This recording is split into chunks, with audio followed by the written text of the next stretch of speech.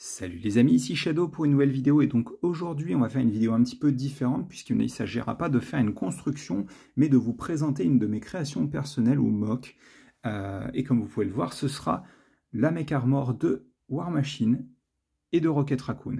Donc pour vous donner un petit peu de contexte, l'idée de cette création c'était de faire un modèle qui pourrait potentiellement être un modèle vendu en magasin, donc avec des techniques tout à fait classiques et efficace, pas de technique abracadabrante ou de pièces extrêmement difficiles à avoir ou un trop grand nombre de pièces. Et donc du coup, on va commencer par les figurines. Donc on va commencer par War Machine, donc la figurine classique et récente du personnage. Voilà, hein, vous la connaissez. Je lui ai placé donc des... alors je crois que c'est Power Blaster, il me semble. Donc vous pouvez bien entendu les tirer. Mais on va lui laisser dans les mains pour l'instant. Hop, voilà. Ainsi que Rocket. Je vais retirer son arme le temps 2. Le Rocket, c'est exactement le même que celui de Infinity War, du coup. Et je lui ai créé rapidement une petite arme. Hop là, alors si tu peux me faire un petit focus. Il n'y a pas envie, hein. Voilà, ce sera suffisant. Voilà pour l'arme. Et du coup, comme vous pouvez le voir, encore mieux quand c'est bien visible. On a donc deux mech armor, dont une qui est un petit peu plus classique et une qui fait plus marcheur du coup. Hop, on va tout de suite installer d'ailleurs le personnage de Rocket dedans. Donc l'idée c'était de faire un pack comme pourrait être vendu dans le commerce, vous savez, le pack Spider-Man et Dr Octopus ou Spider-Man et le Bouffon Vert. J'espère que vous remarquerez l'élément commun. Donc du coup, comme d'habitude, ces deux robots à peu près de la même taille, là j'ai décidé de faire quelque chose, puisque j'étais parti sur un War Machine qui consommait quelque chose comme 175-176 pièces à peu près. Je me suis dit, pourquoi ne pas faire un autre modèle beaucoup plus petit? C'était possible de faire plus, hein. Je crois qu'à la fin, avec toutes les pièces, on en est à quelque chose comme 250 pièces. Alors que généralement, les deux packs qui sont sortis sont aux alentours des 3 pièces. Donc c'était tout à fait possible de faire quelque chose de plus gros, mais vous allez comprendre pourquoi ensuite. Donc, comme vous pouvez le voir, le marcheur de Rocket est relativement différent dans la mesure où il n'est pas composé comme un mecha classique, en gros. Donc vous avez juste des jambes, clairement il n'y a pas de bras, c'est juste une sorte de grosse tourelle mobile, donc articulée aux jambes et aux genoux / pieds.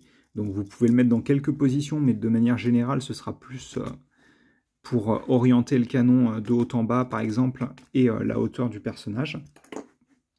Voilà, et Roddy est tombé, c'est pas très grave, on va l'installer justement dans son robot. Hop. Donc on va le laisser avec ses Power Blasters et on va l'installer là-dedans. Et donc par contre, Roddy c'est beaucoup plus classique, hein, un petit peu plus, comment dire, épais que les mech armor classiques, mais du coup c'était l'idée, c'était de prendre justement un peu plus de pièces pour lui et d'en avoir un peu moins pour Rocket.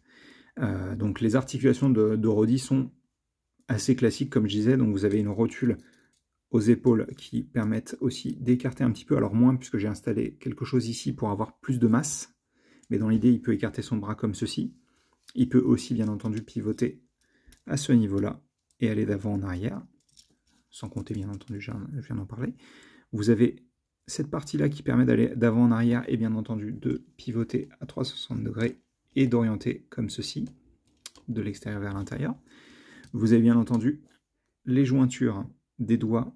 Donc, sachant que le doigt principal, enfin le doigt principal, n'importe quoi, le doigt central ne peut pas aller plus loin que ça puisque j'ai placé une armure dessus. Mais ça suffit largement pour donner des poses dynamiques, je pense. Vous avez des répulseurs de couleur rouge aux mains et aux pieds, ainsi qu'un Unibeam, je ne sais plus comment il l'appelle, le corps principal. Hop, en rouge aussi, pareil. Donc vous remarquerez d'ailleurs que c'est une pièce de dent, hein, pas une pièce circulaire, je voulais une forme un petit peu différente pour un machine. Et du coup, bien entendu, vous avez les jambes qui peuvent aller vers l'avant, un petit peu vers l'arrière, et sur les côtés. Alors, ouais, comme on va en parler juste après. Hop, vous avez le genou qui peut aller un tout petit peu moins de 90 degrés, et qui peut pivoter, qui vous servira donc de pivot aux cuisses. Et vous avez le pied qui peut aller d'avant en arrière, sur les côtés, et bien entendu pivoter. Et si vous sortez un petit peu la pièce de la tige de la partie du pied, vous pouvez gagner un petit peu plus de mouvement sur le côté. Et donc du coup, oui, on va en parler tout de suite. Voici comment j'ai résolu, entre guillemets, le souci d'asymétrie qu'il y avait au niveau des jambes. Donc pour rappel, j'ai Iron Man ici présent qui vous présentera du coup le souci avec les hanches qui ne sont pas à la même hauteur, enfin, à la même profondeur, je devrais dire. Hop. Donc là, l'idée, c'était d'utiliser des pièces une fois une avec un trou cruciforme et d'y installer cette jointure-là. Donc, c'est pas parfait. Je pense que c'est pas la meilleure solution possible, mais le truc, c'est que c'est, je pense, la meilleure solution possible avec les pièces actuelles et en se limitant à des techniques...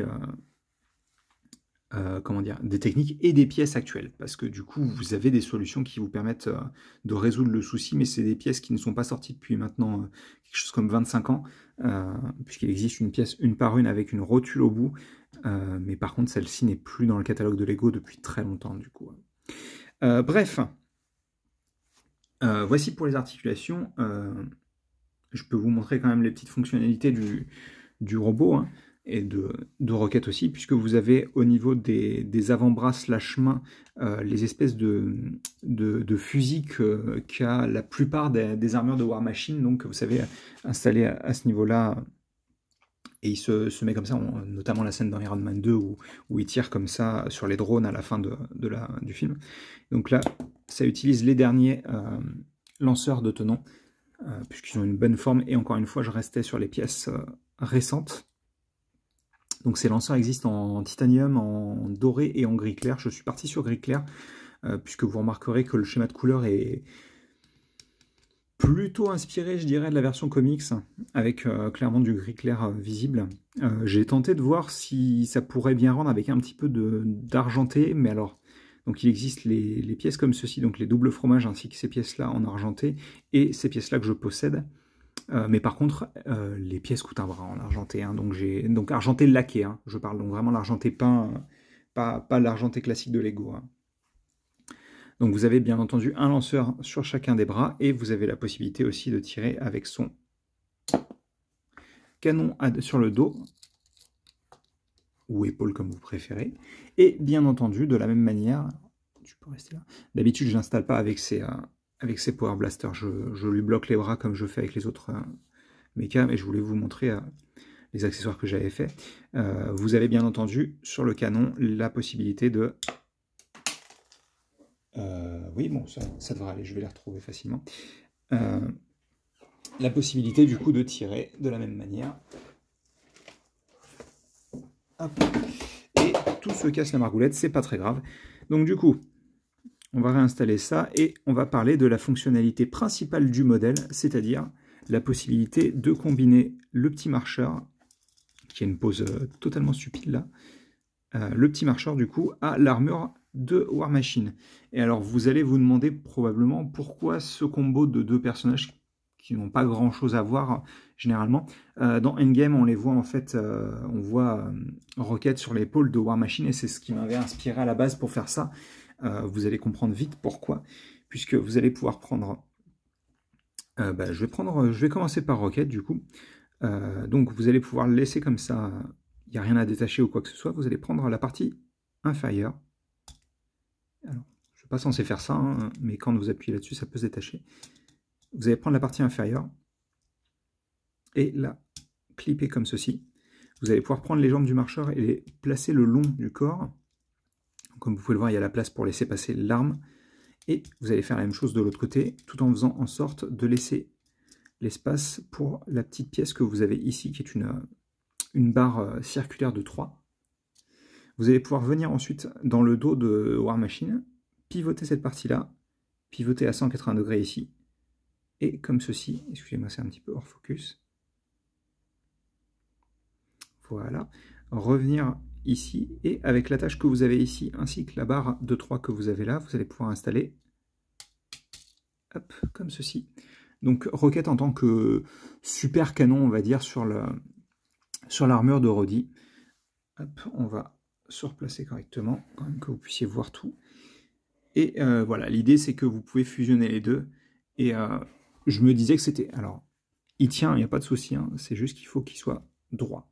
Le canon, j'entends, hein, parce que si vous commencez à pivoter vers l'extérieur... Mais par contre, vous pouvez mettre des pauses à War Machine, hein, je l'ai fait plusieurs fois, vous allez avoir des photos et tout de disponibles sur ma galerie Flickr. Il est capable de supporter le canon, mais bien entendu, ça fait quand même une certaine masse en plus. Donc il faut éviter de faire des poses trop extrêmes, hein, parce que les rotules des hanches, même sans le canon, généralement, sur les Mecha Marvel, sont relativement fragiles. Hein. Enfin, elles sont pas loose, mais elles sont pas forcément à même de supporter le poids du personnage. Vous avez pu le voir, je crois, sur ma review de Black Panther, il me semble. Donc voilà. Dans l'idée, ça donne ceci. Je vais le remettre dans une position classique parce que j'ai oublié de faire une comparaison de taille / volume. Mais je vais laisser Rocket. Voilà, ça devrait suffire comme ça, je pense. Voilà. Et donc, on va pouvoir ramener justement Tony. Et comme vous pouvez le voir, ils font à peu près la même taille, hein, mais par contre, forcément, il y a beaucoup plus de masse, même sans compter Rocket, encore une fois, hein, juste War Machine. L'idée, c'était de le faire vachement plus... Comment dire? J'ai pas envie de dire effrayant, mais plus de masse pour vraiment donner cette impression d'arme de guerre, en fait, vraiment clairement, pour que ce soit pas comme Tony, qui s'en sert plus comme une arme de combat, en effet, hein, mais plus centré sur les armes, les armements, tout ça. Je ne sais pas si j'arrive à exprimer exactement ce que je ressens, mais dans l'idée, c'était pour avoir quelque chose de plus bulky et d'avoir vraiment une vraie différence entre Iron Man et War Machine. Je pense que la manière dont ça explique comme ça sera plus simple. Bref, bah, je pense que c'est à peu près tout en vrai. Hein. Donc, je vous propose de mettre une pause rapidement et on va se quitter là-dessus. Par exemple, vous pouvez faire en sorte que, hop là, en pivotant l'épaule, bien entendu, War Machine supporte par exemple le Rocket avec le bras.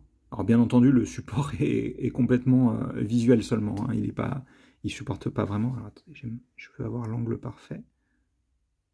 Voilà, ça me semble plutôt bien comme ça. Donc bah écoutez, j'espère que vous avez apprécié cette petite présentation vidéo. Comme je disais, vous aurez donc une galerie photo en lien dans la description. Et aussi des instructions, normalement, si tout se passe bien, complètes avec la liste des pièces utilisées pour pouvoir faire le vôtre si vous le souhaitez, ou faire une variante. Je sais que par exemple, j'ai un ami qui a fait une version Iron Patriot. Et je lui ai designé à la base et puis ensuite il l'a refaite.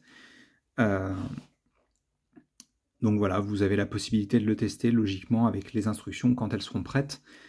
Si elles ne sont pas disponibles tout de suite, n'hésitez pas à revérifier, mais normalement je fais en sorte qu'elles soient disponibles lors de la publication de cette vidéo.